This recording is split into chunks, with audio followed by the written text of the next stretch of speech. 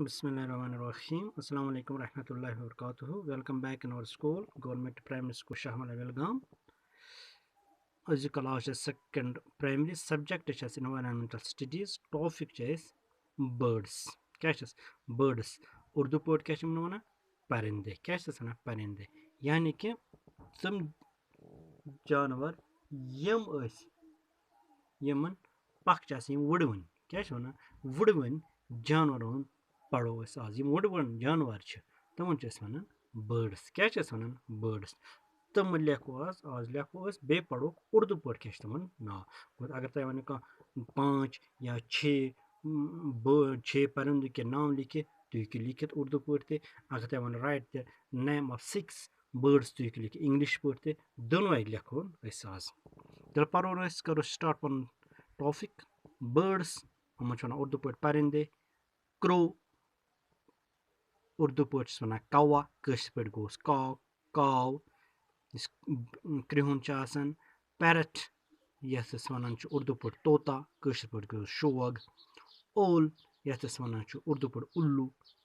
peacock यथ one more Urdu पे pigeon कबूतर उर्दू पे वन स्पैरोस वन उर्दू पे चिड़िया या पे वन चड़ ईगल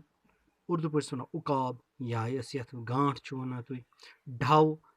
फाख्ता यह सफ़ेद कोतर कुकू वन कोयल उर्दू पे गो अस लिख 1 2 3 4 5 6 7 8 9 अस ब्या वर्ड लेखो ये नाव थो मायना यानी कि हर यथ वन क्या वन हर अत वन उर्दू पे मायना क्या वन मायना यम गई 10 बर्ड्स इंग्लिश पे यम गई 10 परिंदे उर्दू में यम कर तुम याद बे कर तुम